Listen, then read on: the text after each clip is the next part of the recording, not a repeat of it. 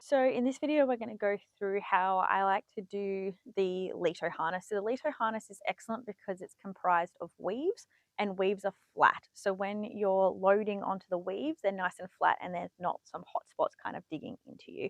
The other exciting thing about the Leto harness is that you can do a actual proper true inversion by hanging off the bottom two wraps. You can actually go completely inverted. You can also go off the sides, so you can do little like 360 roly-polies inside the harness. So it's just a really robust harness. So we're going to get started. We're going to start with a single column around either the waist or the hips, dealer's choice. The hips tends to be more comfortable for a lot more people. However, in this video, I am going to tie it around my waist just so I can show you the separation between the two bands, because there's a few loop-de-loops at the back that make more sense if there's a larger gap to show you. So I'm going to start with a single column around my waist. We're going to have the single column in the middle of our body. If you are tying with natural fibers, do a bula bula or equivalent Eastern style single column where you've got the loop. The reason I like to do the lark's head is because as soon as I do a reverse tension, it keeps the tension and I don't have to keep fiddling with it. However, if you tie a reverse tension with natural fiber, you are likely to erode away at the bite more easily because it's not synthetic. Cool. So I've started with this single column around my waist. In other versions of the Leto harness, you'll see that they only do a lark's head around the waist or hips and they come back and lock it at the end. However, I have raging ADHD, and if I don't lock it at the start, I will forget to come back and lock it at the end. So I might as well just lock it at the start and get that step over and done with. So that's sometimes why people will just start with a lark's head versus a single column. I've got mine kind of on a little bit of an angle, so it's kind of going with my curves. This matters when it comes to loading, although this waist or hip line shouldn't actually be loaded all that much if you've done the Leto harness correctly. Okay, so with that in mind, we started with whatever single column we like, either hips or waist. Now for this one, we're going to take our running ends around the outside of our thigh, and we're going to come to the inside. So I'm going around and in. Now, it doesn't matter if you have your lines right up in the groin or down a bit lower. It just depends where feels better for the nerves in your thighs. Mine feel better when it's in my groin. A bit lower down, I get quite a lot of nerve pain. So we've taken it on the outside to the inside. Now we're going to come over the existing line, and we want to hit our hips. So we want to kind of feel where our hips are and kind of go in that area. So my hips are here, so I kind of want it in the divot. So we're going to take it around. We're going to bring it all the way around, keeping it nice and flat to the other side of the leg. Then we're going to come on the inside of our leg. Again, doesn't matter if you go high into the groin or a little bit lower, wherever is comfortable for every single person's body.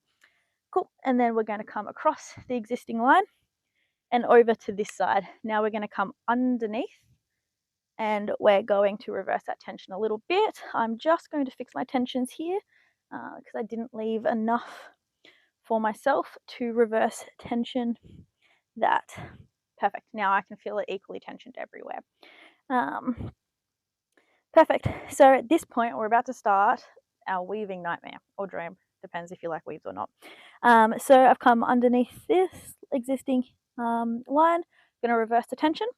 I'm going to bring it back, and we're going to build down because we're building our leg wraps down our leg. We're going to come underneath that line and around, and yes, I will need to connect a new rope prior to taking it underneath my leg.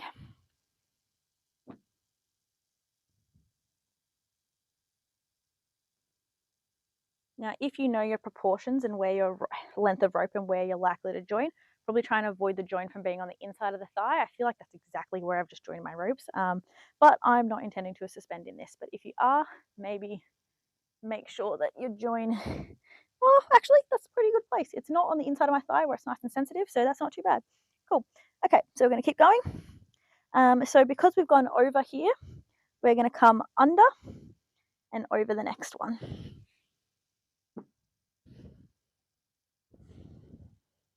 all your tails through, and then we're going to take our rope all the way underneath and bring it all the way to the other side of our leg.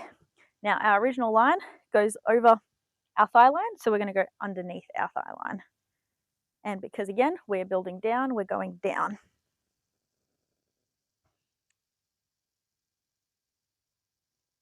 And we're going to continue to follow our pattern in our train tracks, and we're going to go on the inside of our thigh and around to the outside.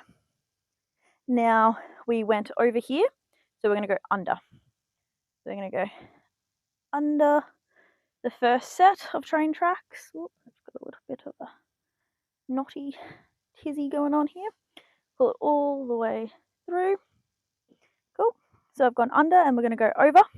Now we're going to come up to here. We're going to find our U shape like we have in other ties, and we're going to come underneath and through the middle of this U shape. Cool.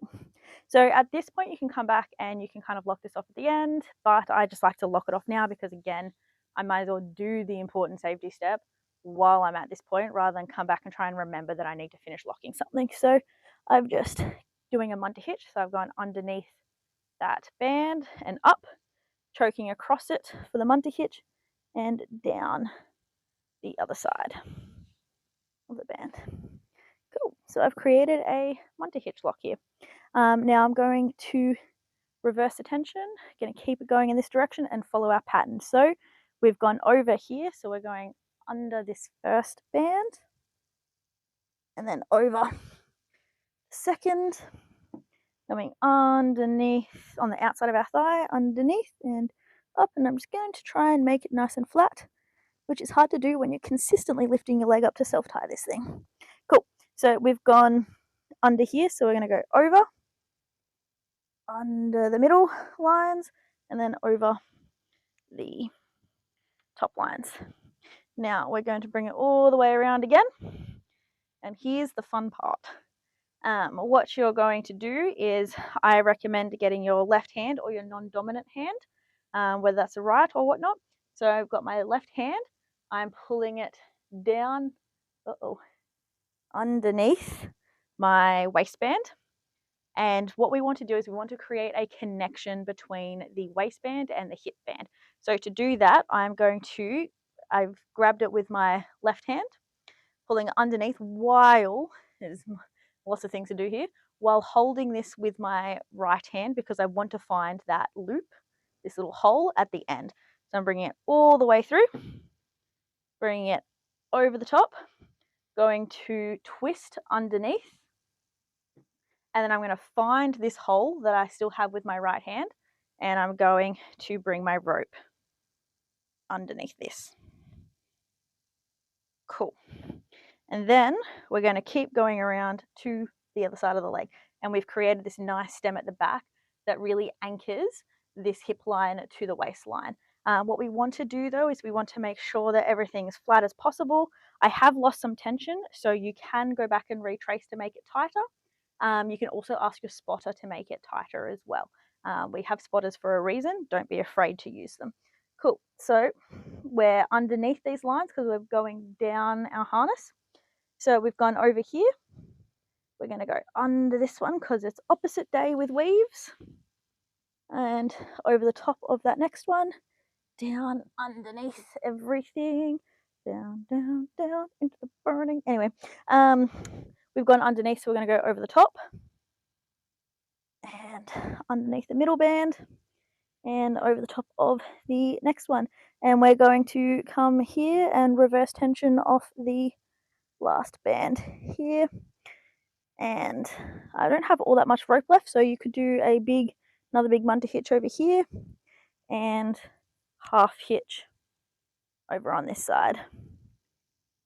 And because I only have a little bit left, again, I'm going to do another little cardinal sin, and I'm going to split my lines and just the old shoelace knot / square knot if I get it in the right order, but someone's shaking their head behind the camera, so I am granny knotting it. There we go.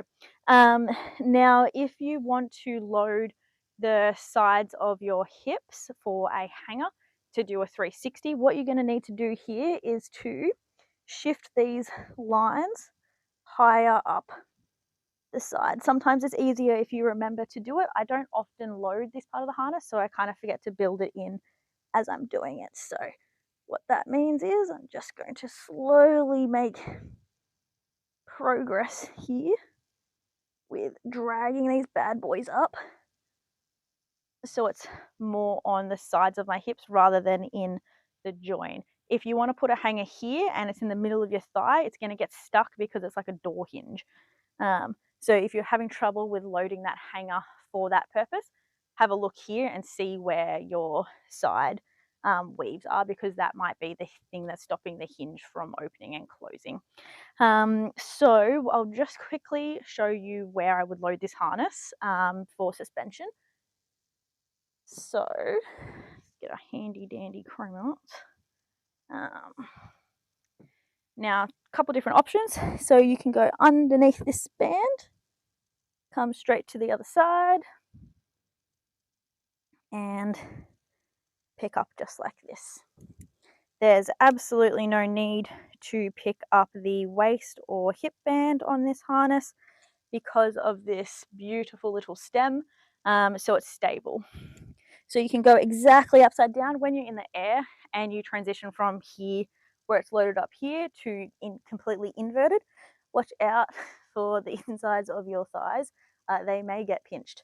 Not so much if you're wearing tights, it's just kind of like a smooth little transition.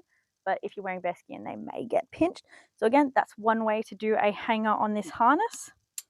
The other way to do a hanger on this harness is to, we'll go to this side because I've done this a little neater,